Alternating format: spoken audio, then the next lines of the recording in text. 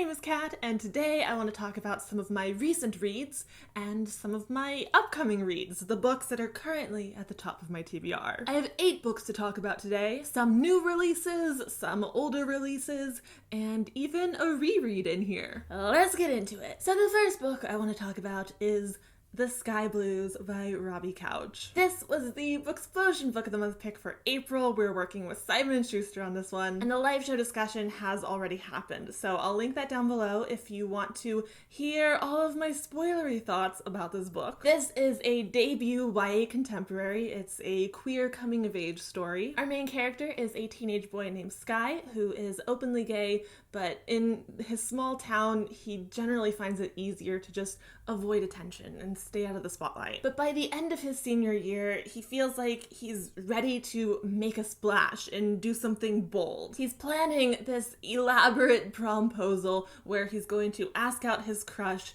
in the gayest way possible. But then his plans are exposed when this anonymous homophobic hacker releases them to the entire school. And Sky suddenly finds himself in the center of all of this attention that he never wanted and drama as the countdown to his promposal is known by the entire school, and it seems like everyone is trying to track down and expose this hacker. This was such a wonderful book.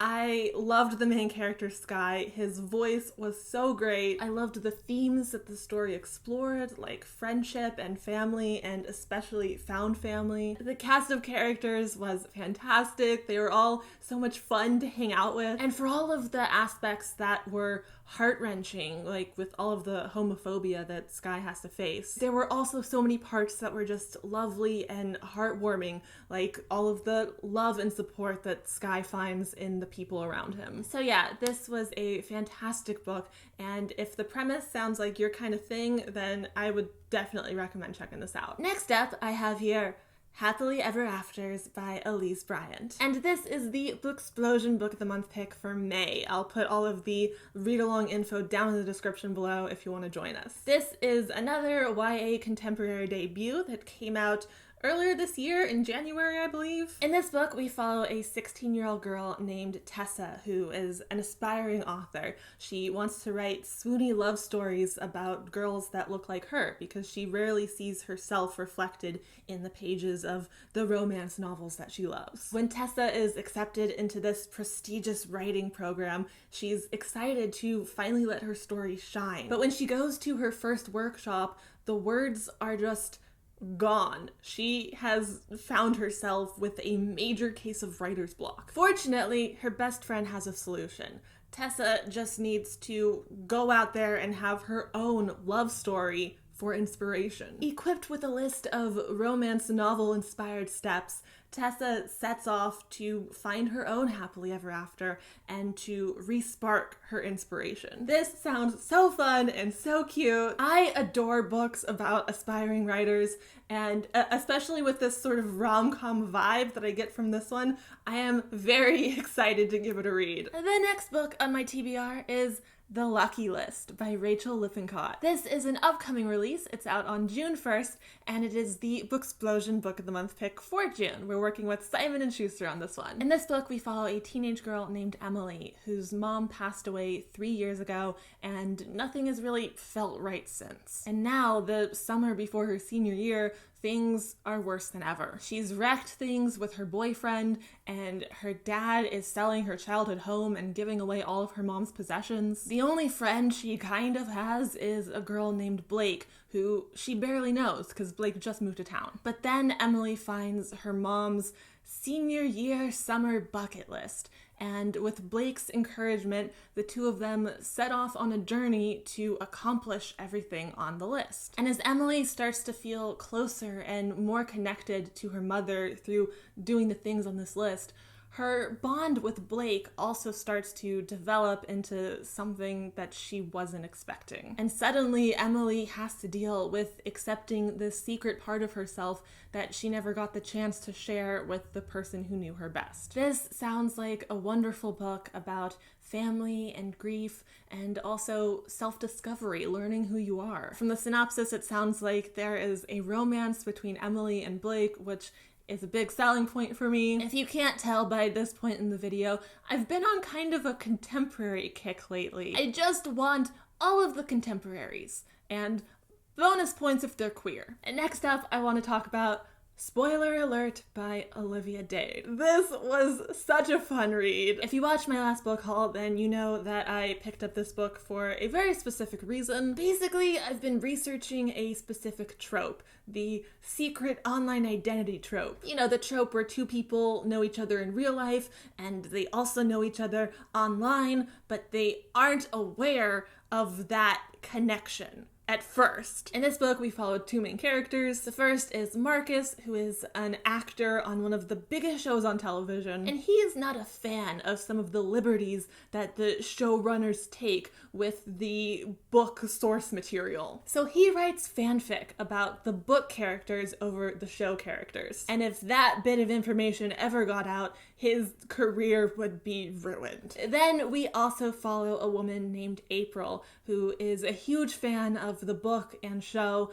and she also writes fanfic and does cosplay. When April posts her latest costume creation on Twitter, her plus-size take on the character goes viral. And when some fat-phobic internet trolls start blowing up both of their mentions, Marcus ends up reaching out to April and asking her out on a date. And while they're on this date, Marcus discovers April's online identity, and he realizes that she is actually his closest fandom friend, which just further complicates everything. Again, this book was so much fun, and it just delivered exactly what I went into it looking for. It's definitely the kind of book that's a little ridiculous and far-fetched at times, like just based on the premise alone. I'm sure you can get that. But like, questionable suspension of disbelief aside, I had a real good time with this. I loved the fandom and fanfic elements, and the not that subtle shade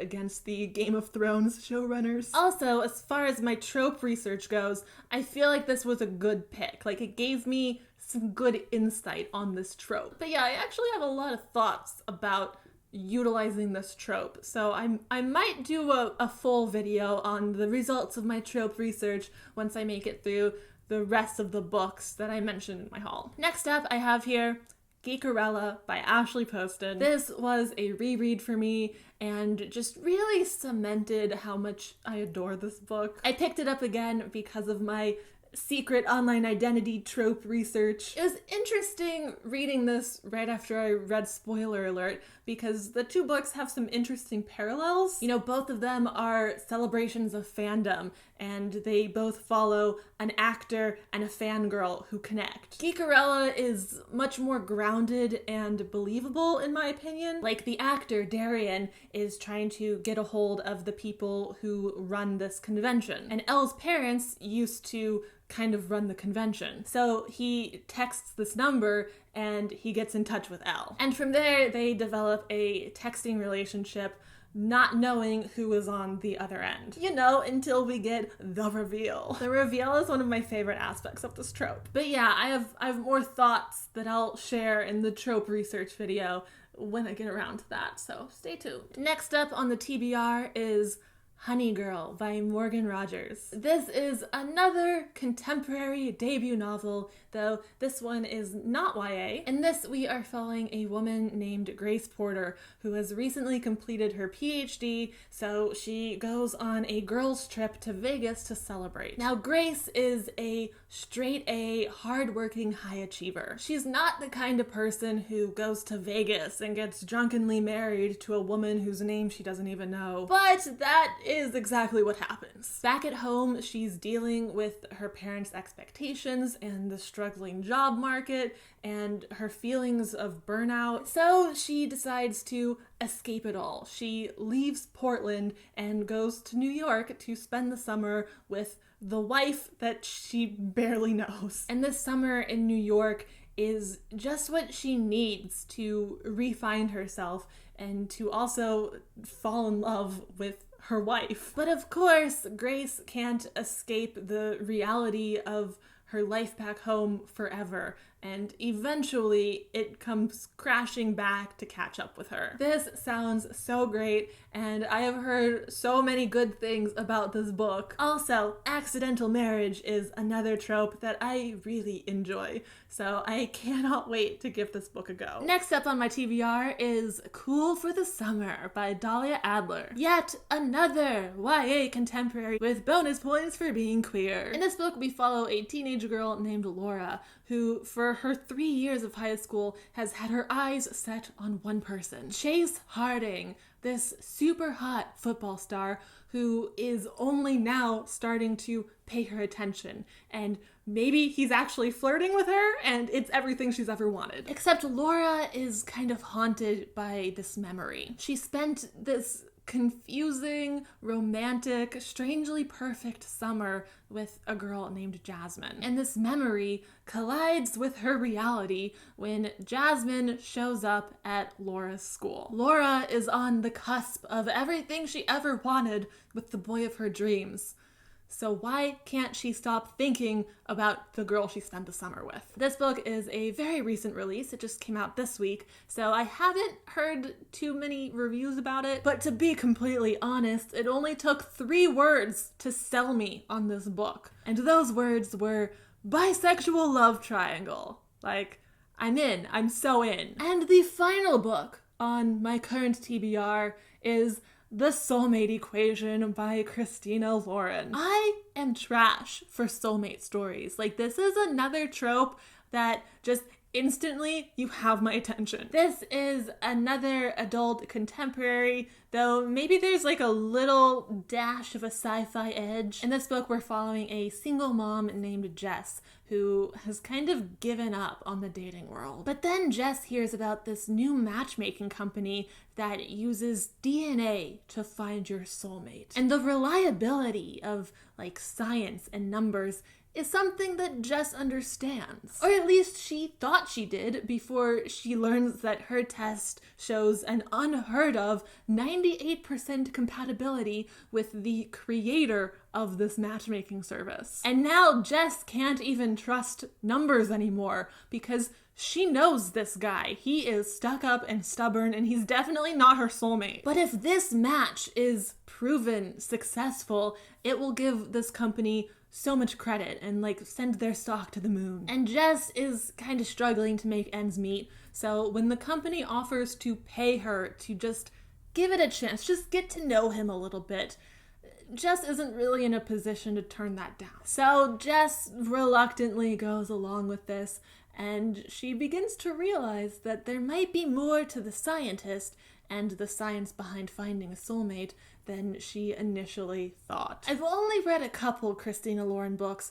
but I've loved the ones that I have read, and my love for their writing combined with this premise is just, I'm very excited to get to this book. It's not quite out yet. It comes out on May 18th, I believe, and I'm quite keen to get my little hands on it. So there you have it. 3 recent reads, 5 books at the top of my TBR, and contemporary novels galore. I would love to hear from you in the comments if you have read any of these books, or if you are also excited about reading any of these books. I've been having a pretty great reading time lately, and I have a feeling that's gonna continue. So, you know, good for me.